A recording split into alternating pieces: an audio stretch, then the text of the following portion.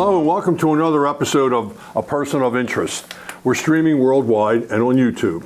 Our guest this morning is Flora Sherry. Flora has been a guest before, but Flora's a very interesting young woman. She's a Radnor resident, Radnor, Pennsylvania resident, and she is, I guess, somewhat of an expat, yes, living in Vietnam.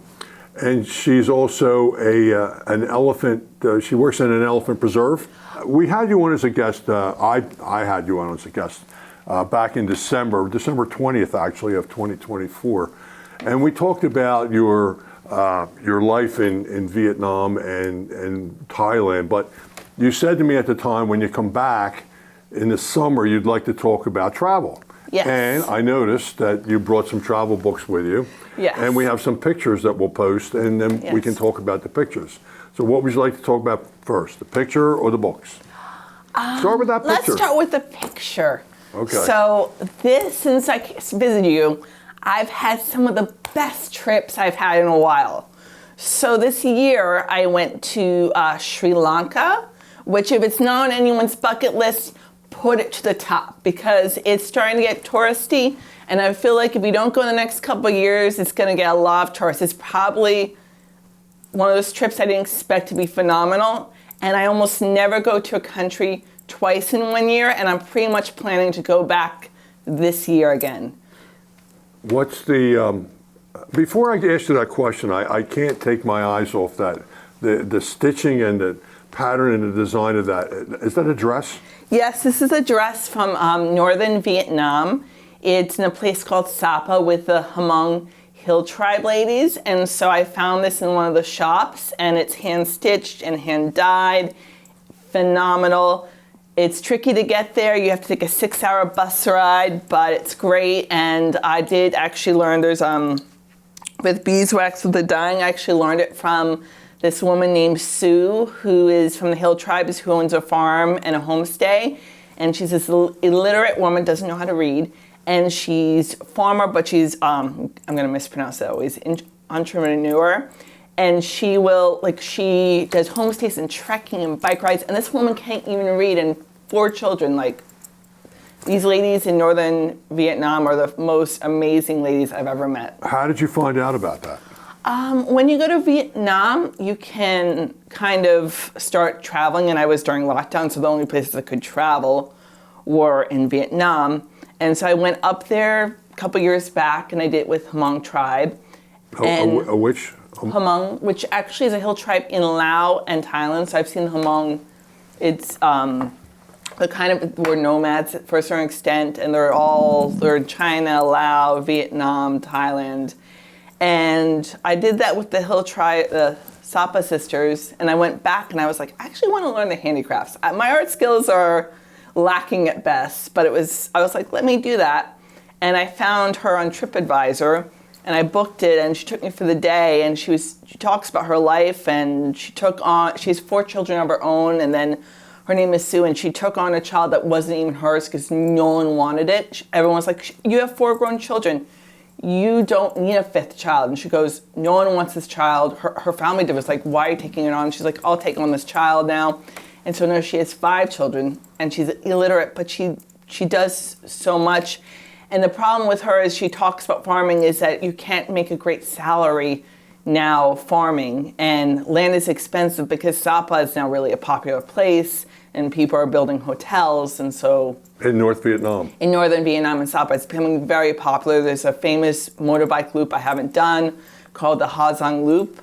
And so a lot of tourists now, so land and everything has become much more expensive. And so she has to figure out what can she do, which is like day trekking, homestays, arts and crafts, many different things. Okay, geographically, I should know this, but I don't. Yes. Where is Sri Lanka? So if you imagine, like I'm gonna put my hand up, India, it's a little country to the south, east of it. Okay. So what's the culture, like food-wise, or? It's definitely, I've never been to India, I've only been to Nepal, but it's more like if you go to Indian restaurant, there are a lot of similarities to the food, a lot of different curries and noodles and very spicy food, so I have to figure That's it what I out. like about that. Their Yes. food. It's really, Very really spicy. good food. I learned how to do a little bit cooking, and she taught me. This woman taught me make coconut rice there, and she's like, "Oh yeah, you get a little, coconut rice grinder," and I was like, "I don't have one." I'm like, I don't know where I would get it in Vietnam, but yeah, so I did cooking there. But Sri Lanka is one of my top 5 countries I've been to. It's phenomenal. What inspired you to want to go to Sri Lanka? Because I was kind of off the beaten path, and I thought India is tricky as a single traveler, but Sri Lanka is a small country and it's easy to get around, and I have a few tips and tricks to my travels of figuring that part out. But it's easy for, I have a week to travel, and I found that doing the south of Sri Lanka was really easy to do in 9 days. Is it the same ideology as far as the way Indians live? From India, there's a good portion in Sri Lanka that are Hindus. So Okay. yes, there are similarities. I mean, there's other religions there too, of course, but I think from what I remember, it's mostly actually Hindus. Okay, so that was that was your inspiration to go there. And you said you're going to go back there. Yeah, I want to go do northern part of Sri Lanka. Because everyone does a lot of the southern part, but I'm going to do the north. But my top experience was in the picture was the train ride from Colombo to Ella. It's a 9-hour train ride. Is that the picture that's Yes. up on the So screen? there I am sitting, and you can't really see it, but behind me are tons of tea plantations, which is a very big source of income or industry in Sri Lanka. What tea? Tea. I mean, my gosh, you look at 90% of your tea bags, and that I've ever checked, and it will say Sri Lanka on the back. So a lot of tea comes from Sri Lanka. Did you? I know I jump around. It's fine. Thank you. You're a great guest. You mentioned having gone to North Vietnam. Did you ever go to the cultural city, Hanoi? I live in Hanoi. So No, that's not the one that I'm thinking of. are you thinking of Hue? Yes, Which yes. was a farmer's capital, yes. Yes. I've been to Hue twice now. That's the cultural city. Yes, Yeah. I've been to Hue. Hue is fantastic city. The citadel, the former king's tombs, it's beautiful there. My second time I took my parents. I definitely like that city. As your favorite city in Vietnam. Can you travel easily north and south, Oh, yes. or there's no gates, or you can you're okay, huh? It's lockdown lifted. Everything's good. I mean, it depends on where you're going. Some are easy to fly to, like if I want to go down to the islands. But if I want to go to Sapa, there are no flights because it's all mountains. So you're either in a van or a sleeper bus, which is really nice because you can lie down in the sleeper bus. You would probably be sitting on the sleeper bus, but you can lie down in it. Or if I want to go to Halong Bay or Cat Ba or a place called Pulong or Dalat, which is the best weather in Vietnam. I wish I had a good international school there because the weather there is phenomenal. You teach what as an international school? I am currently, for the last 4 years, I've been teaching kindergarten. But I'm certified till 6th grade, and so I can teach multiple different grades. But I like my grade. Do you teach English? No, I teach in English. I sometimes help children who English is low by teaching English, and I do it's closer to a project-based curriculum where we focus on a topic, whether we're building a city or a grocery store, and then I work with their phonics and reading and math separately. Wow. Okay. I don't want to get away from what we came here for, and which was a talk. Excuse me, which was this talk almost exclusively about vacations. Yes. So you bought travel books in New Zealand, so it's your show. Go ahead. It's my show. So I think a lot of times I talk to people and they feel nervous about traveling and they don't know how to plan or how to organize, and it's always those first couple steps into getting into it. And for me, my go-to book, and that's why I brought these 2 books, is Hold them up to the camera. this way, Separate. There you go. Lonely Planet books. They're my go-to books. They give you great itineraries. You don't always have to follow them. But they always give you a great outline of basic places to go, depending on the amount of time you have. They're in here. But my suggestion, and I'm going to just give information, you can interrupt to ask questions, but is don't get the current Lonely Planet book. I want to recommend Lonely Planet, but do not get the current one. The current ones, they'll give you, it's like they're telling you a story and then they give you a few suggestions. So if you're going to get a Lonely Planet book, my suggestion is to get the one that was just slightly outdated, because they're going to give you a list of hotels and restaurants and tour companies. It's just better done. I'm not sure about why the changes are, but it's just the older version is better.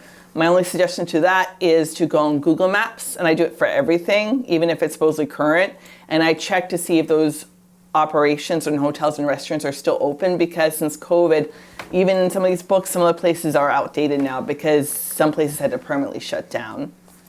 So that's my big recommendation with books.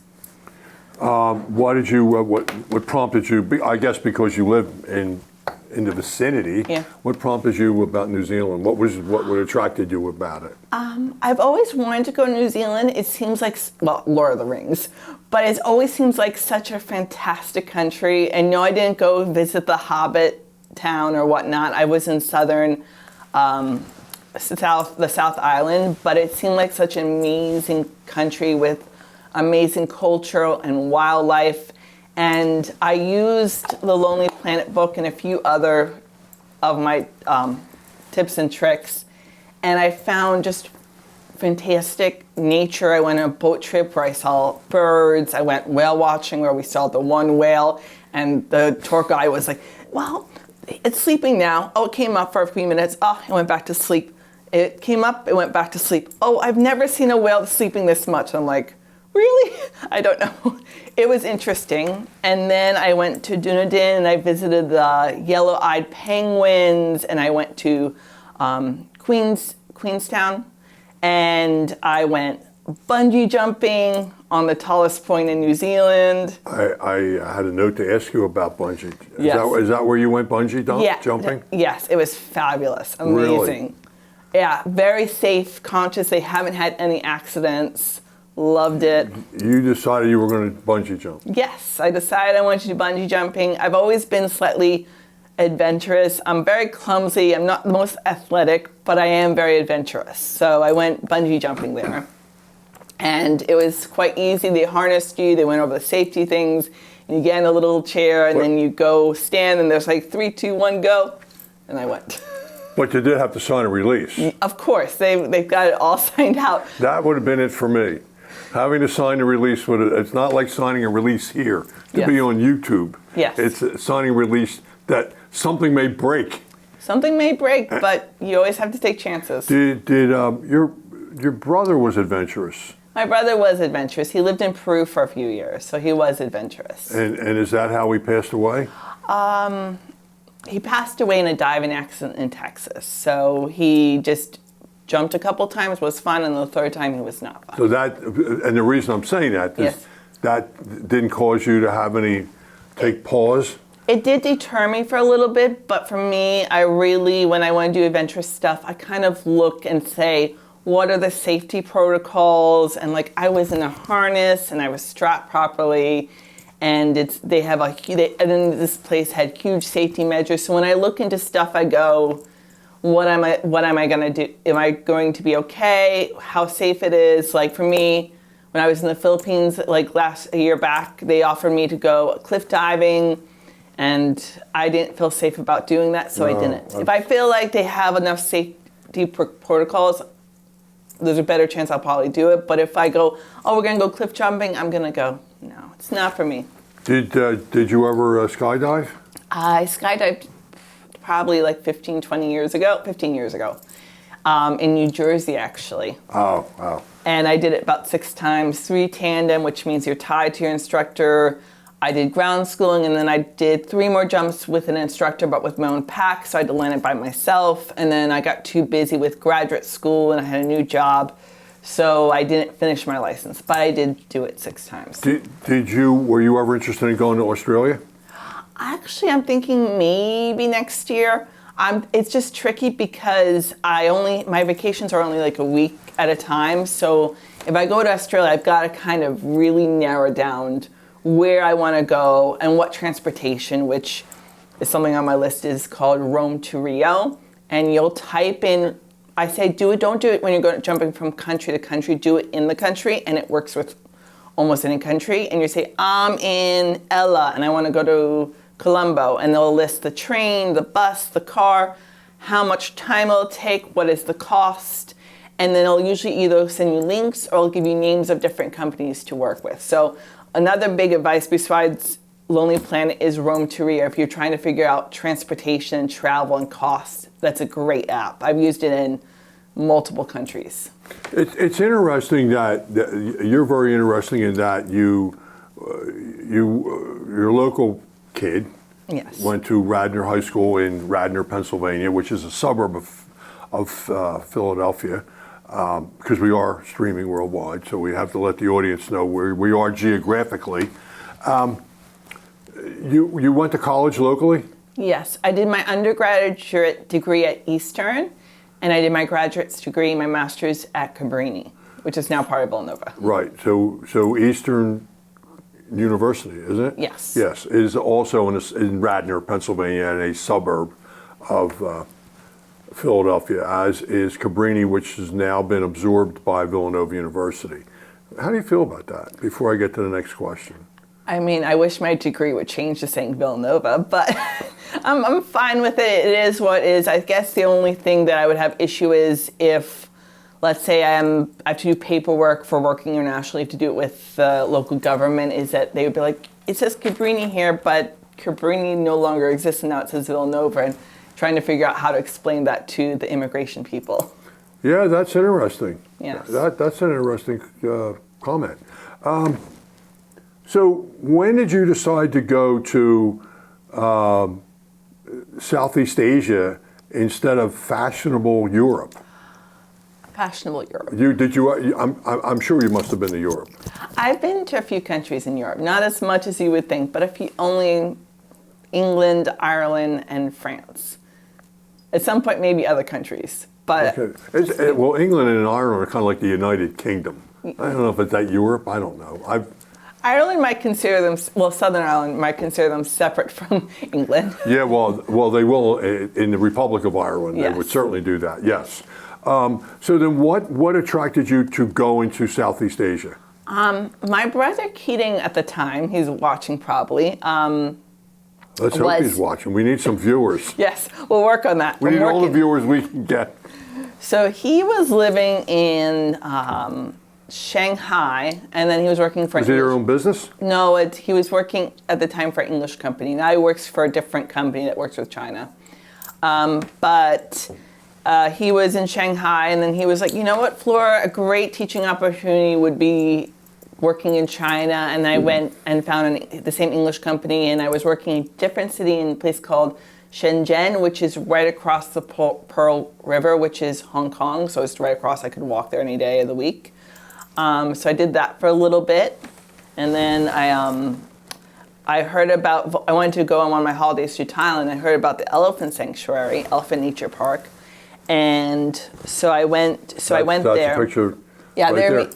Yes. Of the elephant park. Is that you? Is that you taking care of an elephant? Yes, that was. I know that's you. That was an elephant named Dala, who had some a lot of health issues. So I was helping give her a bath. So I did that for like a week, and I found love. I didn't even know about the issues with the elephants. And then I found a volunteer teaching job in another part of Thailand. And then while I was there, I found work at different international schools in Chiang Mai. And then COVID hit, went back to the States, applied to some countries. Everything was falling through, so I worked for Philadelphia School District for a year. And then I got my current job in Vietnam that I've worked for the last 4 years. I'm curious, what is the pay difference between a Philadelphia school teacher and an international teacher in Vietnam? Well, for first-year teachers, if you want to tell me, you don't have to. I'm not going to say money because I mean things have changed, and I will say that working in America, I'm going to get money towards my retirement. But teaching internationally, they don't usually give you like money to go towards your retirement. So there's that difference. But I think the salary is actually almost similar. If you've been teaching for many years, you're going to be making more in the States. But right now, I'd say it's similar. And they will also pay for my flight home every year up to a certain amount of money, which you wouldn't get in the Philadelphia school district. So I would say it's similar and yet it's different. So for me, when I'm traveling or living abroad, I have money for my travels. I have a cook. The cleaner comes with the apartment. I have this amazing lady who drives me every morning. So I have money for that, but I also will save for travel, but I also will save for when I, at some point, decide to retire. Right. So I have to always keep that in mind when I'm living abroad. That sounds like a pretty neat gig overall, huh? Yes. I would think. Yes. So where do you plan on traveling? Well, you said Sri Lanka. So, but are you going to go back there again this summer? No. You're here till August, right? I'm here till August, and then I got my job starts August 4th. I have to be back at work. But we get good holidays, so I get a break in October, December. I come back for Christmas here always. And then I'll have a break in February and another break in March. So I will have time to travel, not this summer, but I'll have time to travel throughout the year. So I'm already starting my planning, thinking of where I'm going to go next. Well, where are you going to go next?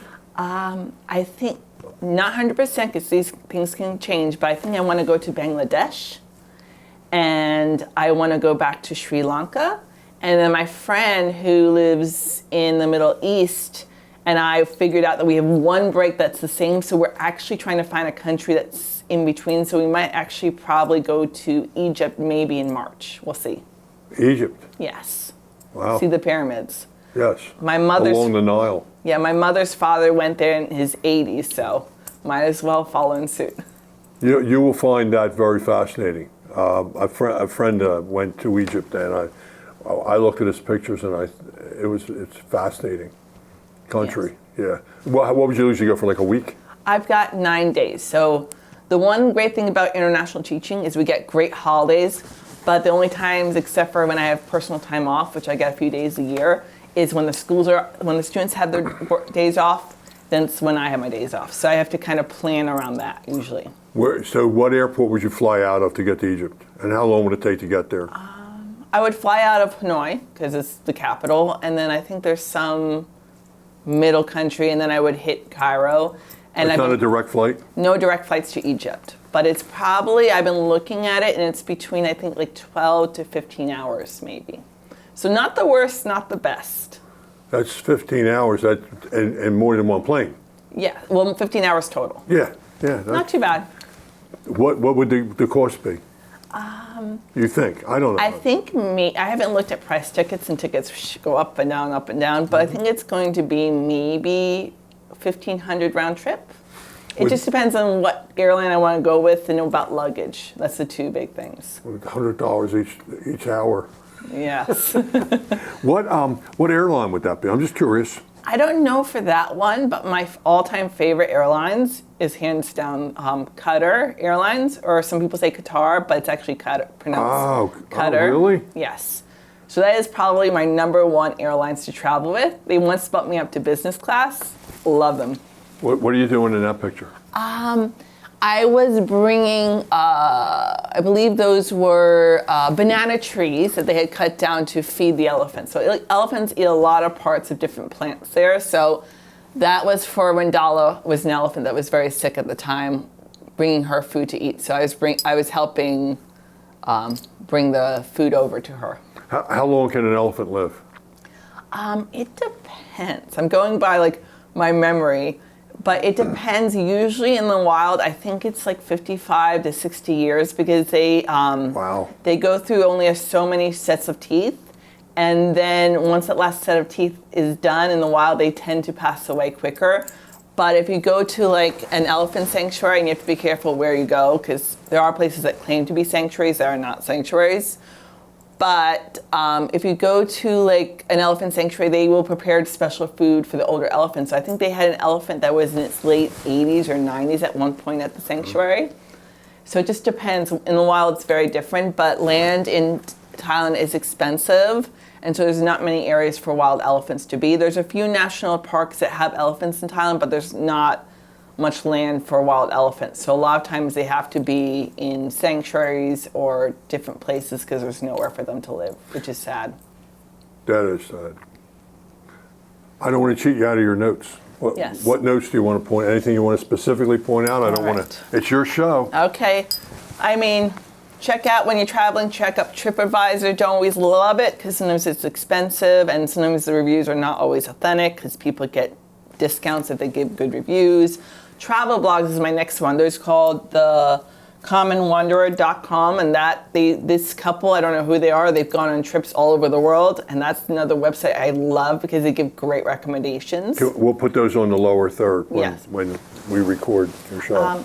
Nowadays I use ChatGPT or the Google ChatGPT, but I specify it. So I say I want to go to these different places in this country. This is the amount of time. Can you plan my trip? Can you also give me a list of tour guides or different places? And they will, and then I can go back and say, hey, can you make changes? I don't want to go to museums. I want to do more hiking, or I want to do more snorkeling, and it can change it.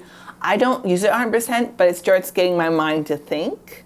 So I definitely recommend that, using that now. It's not perfect, but it starts getting your ideas great. Some other things that I suggest always when traveling is get a local SIM card or eSIM card. It makes traveling so much easier in the country, especially when you're in the Philippines and there's not always guaranteed Wi-Fi or cell phone service isn't great. Get a local SIM card, eSIM card. Get travel insurance. I think there's like something Nomad. I have a different insurance, but. Do you post your availability as far as getting, because you've actually said a lot of really important information here for someone Yes. who's enthusiastic about traveling. Do you post any of these things yourself? Like on your own social media sites? Not really, but You like. keep it all secret? Keep it secret. I keep it hidden. But I say if I can do it, if you have the financial means, anyone can do it with just a little bit of, as I always say, a little bit of research and a little bit of planning ahead of time will make it makes it go a long way. And that's why I always do it ahead of time. But give yourself a little bit of breaks and free time because you never know what adventures you'll find while you're there. You're on social media? Yes. Instagram and Facebook? Yes, it's private, but so someone would have to directly message me to accept them. Well, I understand that. That's perfectly understandable, sure. But someone could, because Yes. the information that you provided is very, very valuable. Yes. And you're very enthusiastic about it.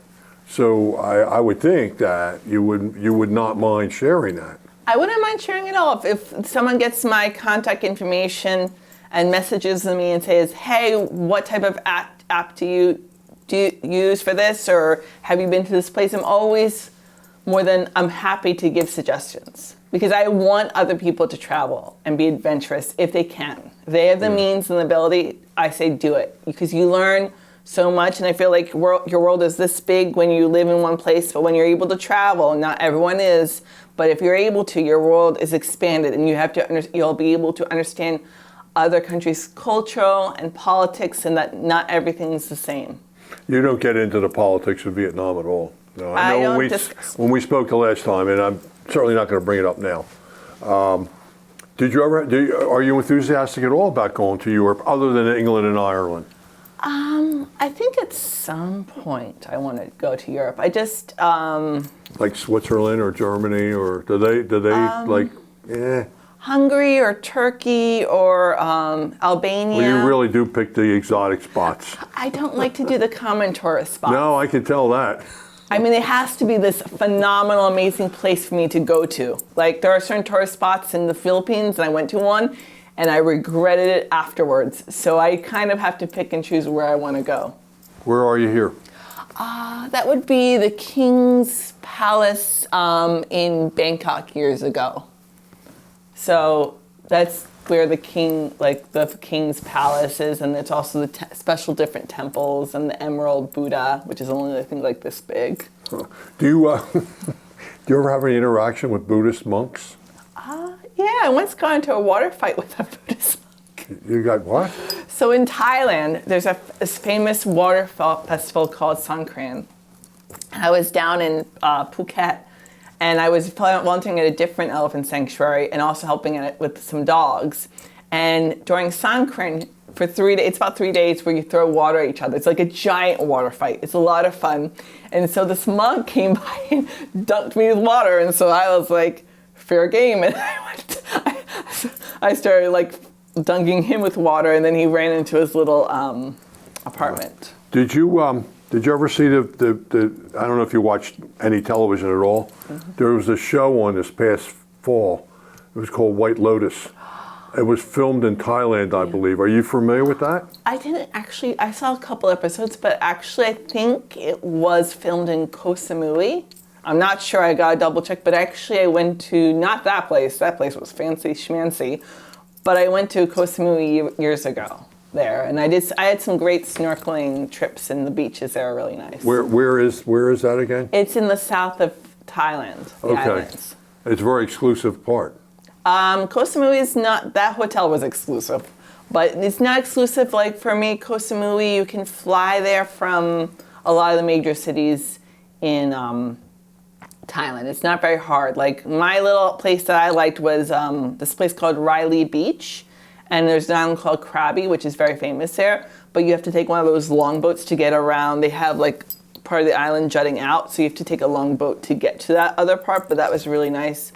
The little touristy beaches, snorkeling, like little restaurants, loved it. So some of the places are a little bit tricky. You got to figure out, again, Roam to Rio, my little favorite app, will help you about how to do different island hoppings.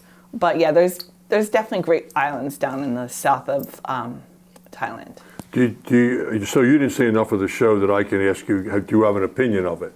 I didn't see enough of it. Okay. That's good. Now I feel like I got some homework. I got to watch the whole season. I didn't like it. I watched it. Yes. I watched every episode, and I thought it was just okay.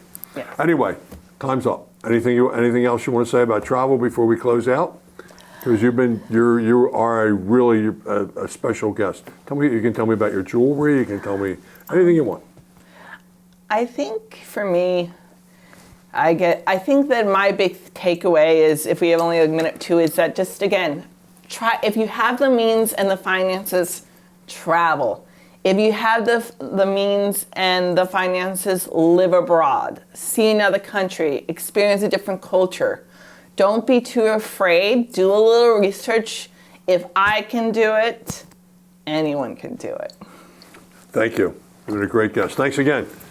You're a fun guest to have with Flora Sherry. This is John Ricciuti. And until next time, when we present another episode of A Person of Interest. And if you have any questions about the show, you can go to at John _ Ricciuti, RICCIUTTI, and I'll be happy to answer any questions you have about the show or anything we do or about Flora. Thank you, and until next time.